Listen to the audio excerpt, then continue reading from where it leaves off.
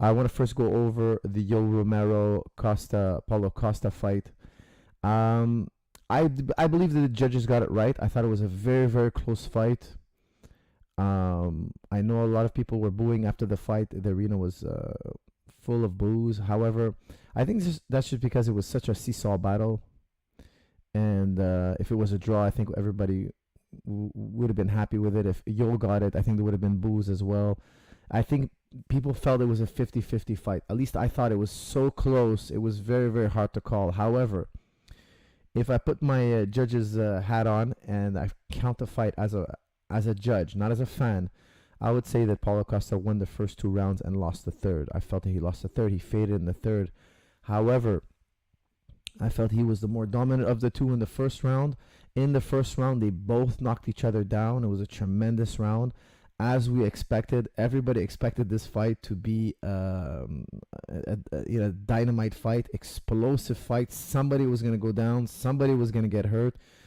Lo and behold, in round 1, Paulo Costa drops Yoel Romero with a short left hook. Yoel bounces back up to his feet and drops Costa maybe a second and a half later or 2 seconds later. He drops Paulo Costa to the ground, and Paulo Costa just bounces back up to his feet, and the action keeps going like almost nothing happened, like they didn't get hit almost. Yes, they were both a little bit worn out from the strike, but they were still in it. And it seemed like the fight could end at any second, and it went all the way to regulation. An incredible fight. If you haven't seen that fight, you must watch that fight. It's a classic fight. It's going to be remembered for a very long time. Immensely packed with action from bell to bell, from the beginning to the end.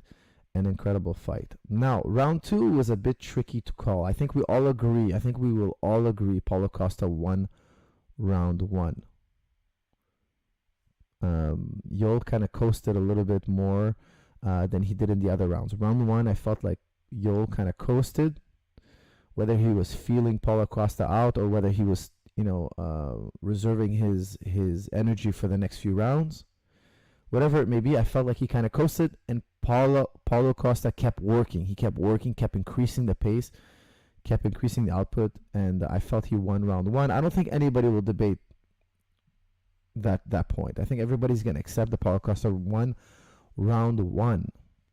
Now, round 3, I think we can all agree that Yoel Romero won round 3. He outworked Paulo Costa. Paulo Costa was bloodied up. He seemed to be fading.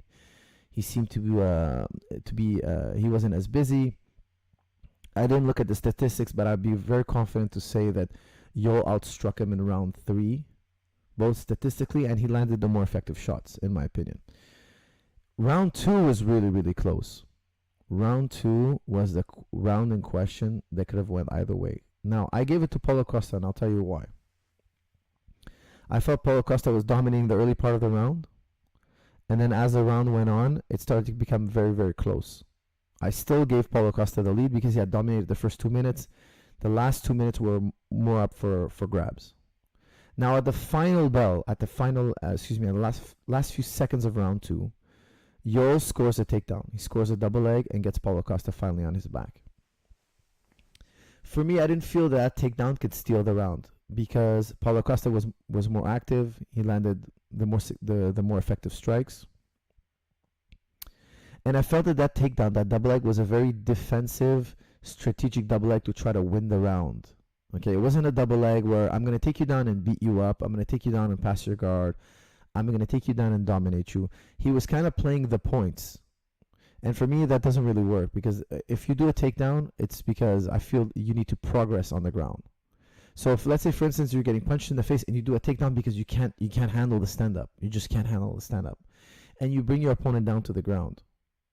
If you just hold them there, you're just holding there. For me, you're losing because you were losing the stand-up, and now on the ground, you're not able to pass. You're not able to dominate. So you're just holding for dear life, and you're trying to drain the clock. I'm not saying that's what Yoel was doing. I'm just giving you guys a for instance of how I look at fights. You see that sometimes the guy can't handle the stand-up, then he takes the guy down. He can't handle the guy's ground game, so all he's going to do is kind of like he's going to stall, what we call stalling. Now, if you look at the Olympic sports, in boxing, wrestling, judo, they're very familiar with stalling rules. Like in judo, for instance, if you grab the gi and you kind of like make your arm straight and you kind of back up and you're not wrestling, they're going to call a stalling rule on you. They're going to call stalling on you immediately. If you go in freestyle wrestling and you're kind of pushing your opponent away and running away, they're going to call stalling. You're going to get kicked off the mat quick. You have to engage your opponent. We're all here waiting to see a fight between you two. We're not waiting to see you dance around until regulation is over. So with that stalling concept in mind, when I saw Yoel do that takedown, it wasn't a takedown I felt that was going to get his offense going. It was just a takedown to try to play the rules. It wasn't an offensive takedown where I'm going to take you down and I'm going to do something with it. It wasn't one of those. I didn't feel it was. I felt that he was trailing behind on the striking, and that takedown was just to impress the judges. It wasn't anything. He wasn't developing an offense behind it. And to keep it really simple, look, at the end of the day, yes, he took him down, but he didn't slam him. He didn't injure Paulo Costa, and the takedown amounted to nothing. I feel like when you land in the guard, it's a kind of neutral position. I'll give an advantage to the man on top for sure, but it's not that advantageous. It's not that advantageous, I should say. It's not like he landed in mount or on the guy's back. Sometimes you can take somebody down, land straight on their back, or you can land in side control, or you can land in a position that's very dominant where you can strike. It wasn't like that. He landed in his guard. It was a soft landing. For me, it wasn't that much of an offensive maneuver. It didn't negate what Paulo Costa did in the first 2 minutes. And yes, the later 2 minutes were closer. I do agree. But the first 2 minutes, in my opinion, were more dominant by Paulo Costa. Those are my initial thoughts. I thought it was a great battle. Lived up to the hype. And I felt like Paulo Costa won the first 2 rounds. I thought he lost the third. We learned so much about Paulo Costa. He's been so dominant in the past. It was great to see him have some adversity, and we can learn more about his game. I still have a lot of questions about his game. We haven't seen him on the ground very much. You know, we saw him on the ground with Yoel very, very briefly. We didn't see much action there. I look forward to seeing him in future battles on the ground, whether he's on top or on the bottom. I'm just curious to see what his grappling skills are like.